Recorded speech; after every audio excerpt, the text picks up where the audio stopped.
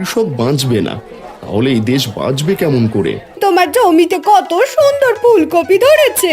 একটি সিদ্ধান্তই পরবর্তীতে অনেক প্রভাব ফেলে। একদিন এই ফুলকপির জন্য মারামারি হতো বাজারে, আজ কেউ তাকিয়েও দেখে না। কৃষক শুধু ফসল ফলায় না, সে দেশের আশা ফলায়। তো এখন দেখি এগুলো গরু ছাগলের খাবার হয়ে গেল। এত সস্তার বাজার জীবনে দেখিনি।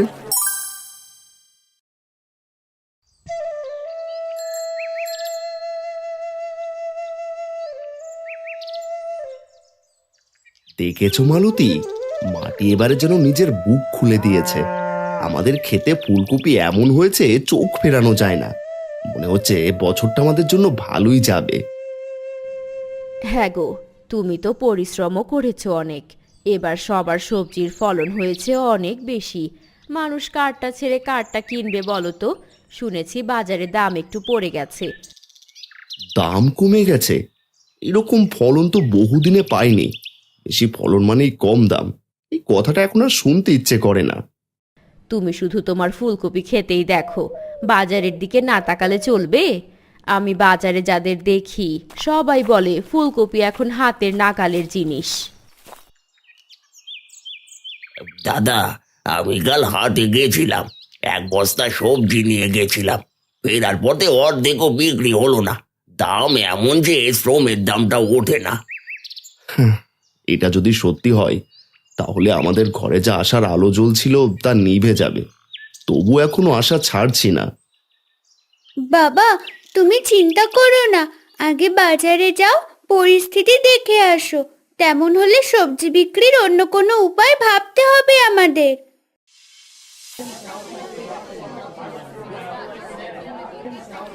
ভাই, এই ফুলকপি কেজি কত?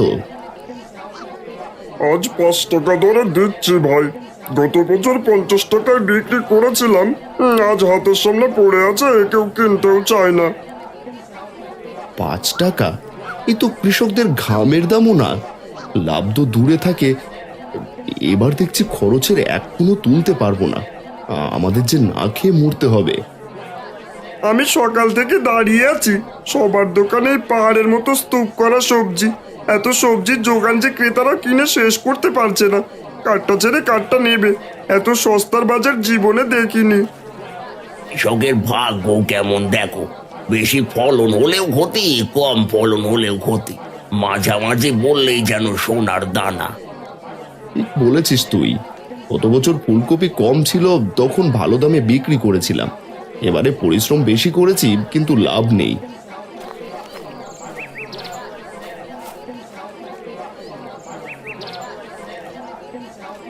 আমি বাজার ঘুরে দেখলাম, কেউই ভালো দামে বিক্রি করতে পারছে না। সবাই বলছে ফলন বেশি, দাম নেই। এভাবে যদি চলে তাহলে আমাদের ভবিষ্যৎ অন্ধকার। কৃষক বাঁচবে না, তাহলে এই দেশ বাঁচবে কেমন করে?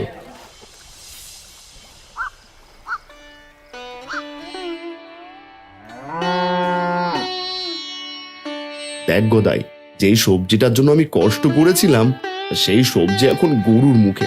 এটা ভাবলেই বুকটা ভেঙে যায়।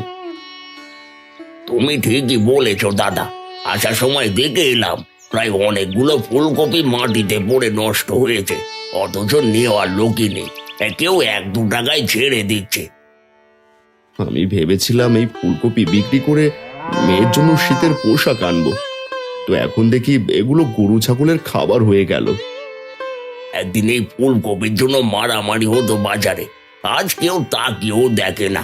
সময় বদলায়, কিন্তু এত দ্রুত বদলায় কে জানতো। আমি চুপ থাকবো না, আরেকবার চেষ্টা করব। একবার ভাবছি অন্য গ্রামে নিয়ে গিয়ে বিক্রি করি, যেখানে ফলন কম হয়েছে। দেখো দাদা, যা ভালো মনে হয় সেটাই করো, এসব যে আর চোখে সইছে না। ওরা জানিস, আমি অনেকবার দেখেছি এরকম সময়। ফলন বেশি হলে দাম পড়ে যায়, কিন্তু এখন যা হচ্ছে তা কৃষকের ধ্বংসের নামান্তর। মোড়ল মশাই, আপনি ঠিকই বলছেন। আমরা এতদিন রোদে পুড়ে পরিশ্রম করলাম, লাভ তো দূরের কথা, বীজের দামও উঠছে না। তুমি ভাবছো অন্য গ্রামে নিয়ে যাবে, ঠিক আছে, কিন্তু ট্রাক ভাড়া, সময়, এসব কেমন করে হবে? আমার হাতে তো টাকাও নেই এখন। হারান্দা, আমি যদি সাহায্য করি আমার দোকানের কিছু পণ্য তোমাদের সঙ্গে পাঠানো যাবে, তাতে খরচ কিছুটা ভাগাভাগি হবে। কথাটা খারাপ না। পরের গ্রামে নাকি এবারে ফুলকপি চাষ কম হয়েছে। যদি সঠিক জায়গায় নিয়ে যাওয়া যায় হয়তো দাম পাওয়া যাবে। আরাম, তুই চেষ্টা কর, অন্যরা না পারলে কি হবে, অন্তত একবার উদ্যোগ নে, আমি তোর সঙ্গে আছি। আপনি আশীর্বাদ দিন মোড়ল মশাই, যদি এই মাটিতে ফলন হয় তবে বিক্রির পথও বের হবেই। চেষ্টা করব যতদিন না লাভ হয়। তুমি সাহসী দাদা, আমরাও আছি পাশে। দেখি সৃষ্টিকর্তা কপালে কি লিখে রেখেছেন।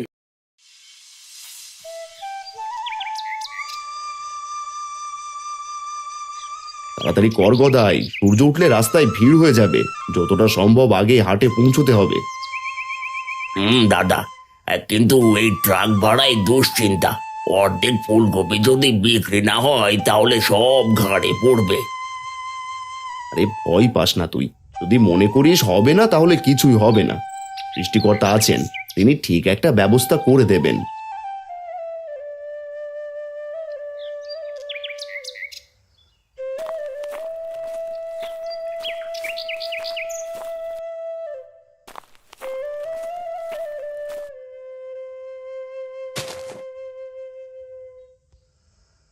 তোমরা এত ভরে যাচ্ছ, কিছু খেয়েছো তো? খালি পেটে যেও না, একটা করে রুটি আর চা খাও, তারপর যাও। আমি তোমাদের জন্য মাটির হাঁড়িতে ভাতও বেঁধে রেখেছি, পথে খেও, না হলে শরীর কেমন করে টিকবে। ঠিক আছে, তোমরা আশীর্বাদ করো যেন আজকের দিনটা সফল হয়, যেন কিছু টাকা বাড়তি আয় হয়। বাবা, আমি গেলে হবে না? আমি দেখতে চাই বাজারটা, যদি তোমাদের কোনো সাহায্য করতে পারি। না মা, এবার না, পরের বার নিয়ে যাব। দাদা আসো, এই ট্রাক ভরে গেছে, এখন ছেড়ে দেব।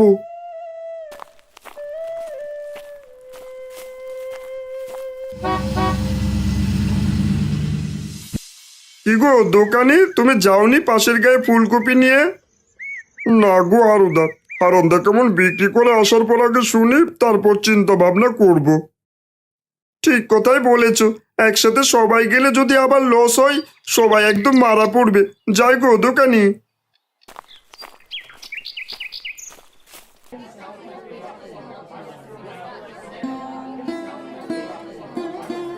আহা, এখানে তো লোকজন অনেক, মনে হচ্ছে কিছুটা আশার আলো আছে, এখান থেকে কিছু টাকা লাভ করা যেতে পারে।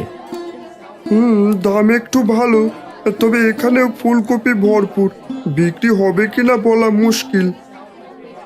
আমি এখনই বুঝে গেছি, এখানে লোক দাম কমানোর জন্য দৌড়াদৌড়ি শুরু করবে। এইটার দাম কত দিচ্ছেন দাদা? 30 টাকা করে দিচ্ছি, একেবারে তরতাজা, সকালবেলা তোলা, এমন ভালো ফুলকপি আর কোথাও পাবেন না। 20 টাকা দিলেই নেব, এখন ফুলকপি কে কিনবে 30 টাকায়? ঠিক আছে দাদা, দিন 20 টাকায় দিন। এই নিন আপনার ফুলকপি। তুমি সব সময় এত সহজে ছাড় দিও না দাদা, দাম ঠিক রাখো, তবু আজ কিছু বিক্রি হলে খুশি হব। অর্ধেক বিক্রি হলেও খুশি থাকবো, কোটি হলেও অন্তত কিছু টাকা ঘরে থাকবে। এভাবে সময় কাটতে থাকে। এক সময় গদাইয়ের সবজিগুলো ভালো বিক্রি হলেও হারানের ফুলকপির তেমন বিক্রি নেই, কারণ সে বাজারেও ফুলকপি অনেক আছে।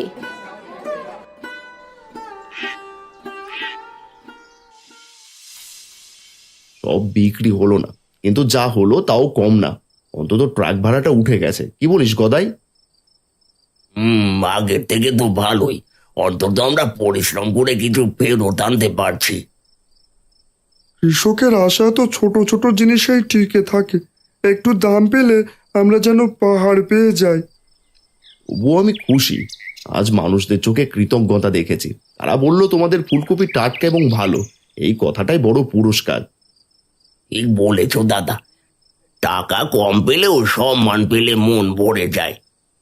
এভাবেই হয়তো কৃষক বাঁচে আশার উপর, যত কষ্টই হোক মাটির গন্ধ ছাড়তে পারে না কেউ। এই চল হারান দাদা, এদিকে যে রাত হয়ে এলো, বাড়ি ফিরতে হবে তো নাকি? সবাই যে অপেক্ষা করছে। ও হ্যাঁ, বাড়ির কথা ভুলে গিয়েছিলাম। ওহে ড্রাইভার ভাই, গাড়ি ঘোরাও।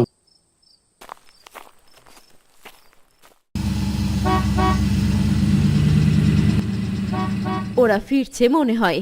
হে সৃষ্টিকর্তা, যেন কিছু লাভ হয়। ভেবো না বৌদি, হারান ভাই যেভাবে মনোবল নিয়ে গেছে, খালি হাতে ফিরবে না এ আশা করা যায়। মা, বাবা কি আমার জন্য কিছু আনবে? বাবা যদি কিছু বিক্রি করতে পারে তাহলে আনবে, তোর শীতের পোশাকও কিনে দিতে পারবে।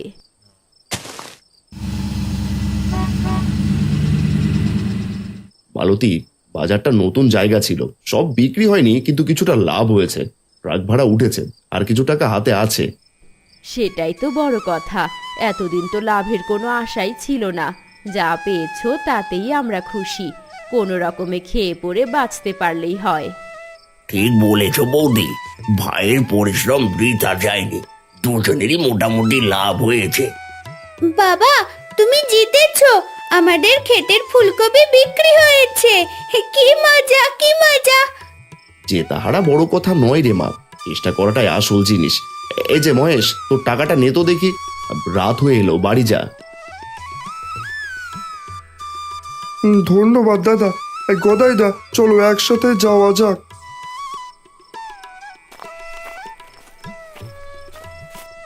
চলো গো, সারা রাত এখানেই দাঁড়িয়ে থাকবে নাকি?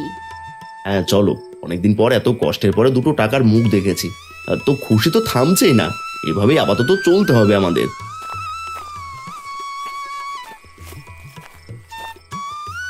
এভাবেই তাদের দিন কাটতে থাকে। সকাল সকাল ক্ষেত থেকে ফুলকপি তুলে ট্রাকে করে অন্য গায়ের বাজারে বিক্রি করে আয় করতে থাকে। দেখতে দেখতে 1 বছর কেটে যায়।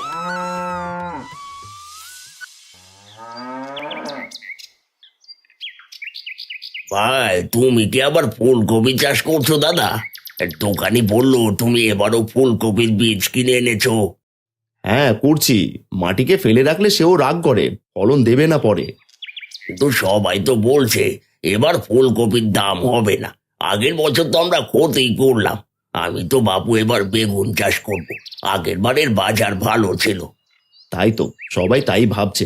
তোর যেটা ইচ্ছে করো ওইটাই চাষ কর ভাই, বেগুনও চাষের জন্য ভালো। তা আমি আবার ফুলকপি চাষ করব। তবুও ভয় লাগে দাদা, বাবার যদি লোকসান হয় তোমার, তবে কি করবে? ভেবে চিন্তে কাজ করো। ভয়কে ভয় পেলে চাষ হবে না। কৃষক যদি মাঠে না নামে দেশের মানুষ খাবেটা কি বলতো? তোমার যা বলার বলো, আমার বিশ্বাস আছে ওর উপর। ও মাটির গন্ধ বুঝতে জানে। ওদি, তোমার এই ভরসায় দাদাকে সাহস দেয়। দেখি না এবার কি হয়।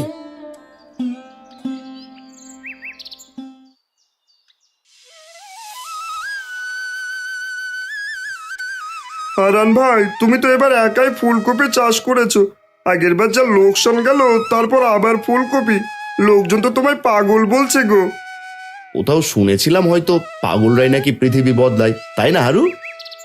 আমরা তো ভেবেছিলাম এবার তুমি কিছুই তুলতে পারবে না, কিন্তু দেখছি তোমার জমিতে কত সুন্দর ফুলকপি ধরেছে। তবু লোকসান হলে কিন্তু দোষ দিতে পারবেন না যে আমরা আপনাকে আগে সাবধান করিনি। দোষ যদি হয় তবে আমারই হবে। আমি জানি এবার সময় আমার পক্ষে আছে, ঠিক সময়ে সবাই সব বুঝতে পারবে।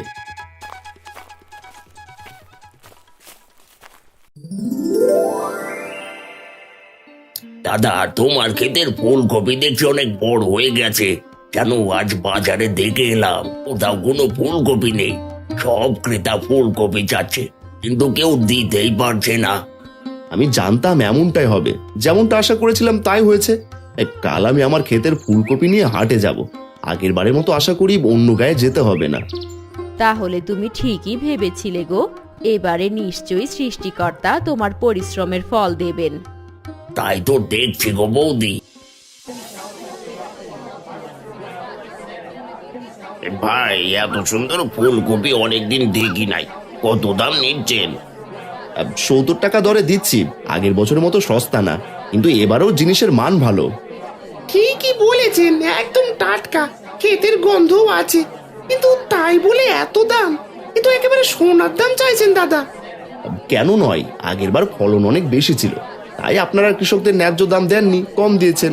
সেই মতে এবার আর কোথাও ফুলকপি নেই, তাহলে তো দাম বেশি হবেই, তাই বলে এত বেশি যাচ্ছি না। সেটা ঠিকই বলেছেন। এদিকে গিন্নি ফুলকপি দিয়ে রুই মাছের ঝোল খাবে বলেছে। ফুলকপি ছাড়া আমায় ঘরে ঢুকতে দেবে না। দাও দাও দেখি দাদা, ফুলকপি 2 কেজি দিয়ে দাও। হারান ফুলকপি থলেতে দিয়ে দেয়। এভাবে অনেক ক্রেতার কাছেই ফুলকপি বিক্রি করে। তার বিক্রি দেখে বাজারের সকলেই হারানের দিকে তাকিয়ে থাকে। ভাই দেখেছো, মানুষ নিজেই দাম বাড়িয়ে দিচ্ছে। বলেছিলাম না, সময় বদলায়। মাটিকে যদি সম্মান দাও, সেও কষ্টের দাম ফিরিয়ে দেয়, শুধু একটু বুদ্ধি খাটাতে হয়। হারান্দা, খবর শুনলাম তোমার ফুলকপি বিক্রি হচ্ছে দারুণ দামে। হ্যাঁ হারুদা, এবারে পরিশ্রম বৃথা যায়নি। আগের ক্ষতির চেয়ে এবার দ্বিগুণ লাভ হবে মনে হচ্ছে। দাদা, তুমি সত্যি কৃষকের সাহস দেখালে। তুমি ফুলকপি চাষ না করলে আমরা আবার কেউ ফুলকপি খেতেই পারতাম না এবছর। গত বছর তো গরু ছাগলে খেয়েছে। ঠিকই বলেছো গদাই। তা হারান্দা, ফুলকপি তো কয়েকটা পড়ে আছে মাত্র, দাও দেখি, এগুলোই দাও, বাড়িতে নিয়ে যাই।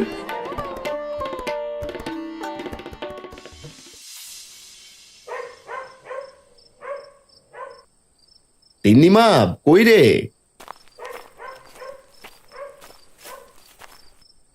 বাবা, আমাদের ক্ষেতের ফুলকপি কেমন বিক্রি হলো? বাবা, এবার কি সত্যি লাভ হয়েছে? হ্যাঁ মা, আগের ক্ষতির চেয়ে এবার 3 গুণ বেশি পেয়েছি। আগের বারের ক্ষতি এবার পুষিয়ে গেছে, আমাদের আর চিন্তা নেই, এবছর ভালোই কাটবে। সৃষ্টিকর্তা মুখ তুলে চেয়েছেন। গতবারের লোকসানের পর আমি একটু ভয়েই ছিলাম, কিন্তু তোমার ওপর আমার আস্থা ছিল। তুমি যা করছো কিছু না কিছু ভেবেই করছো। আমি ভরসা রেখেছিলাম সৃষ্টিকর্তার উপর আর নিজের পরিশ্রমের উপর। সবচেয়ে বড় কথা, যাই চাষ করি না কেন ভেবেচিন্তে সঠিক সিদ্ধান্ত নিতে জানতে হয়, নইলে লোকসানের মুখ দেখতে হয়। ঠিক বলেছো বাবা, মানুষকে অনেক সময় কঠিন পরিস্থিতিতে সঠিক সিদ্ধান্তের উপর নির্ভর করতে হয়, কারণ একটি সিদ্ধান্তই পরবর্তীতে অনেক প্রভাব ফেলে। দেখেছো গো, তার মেয়ে ছোট হলে কি হবে, মাথায় অনেক বুদ্ধি। এবার তোর জন্য শীতের অনেকগুলো পোশাক এনে দেবো রে মা। কি মজা, কি মজা! এই শীতে আমার নতুন জামা হবে।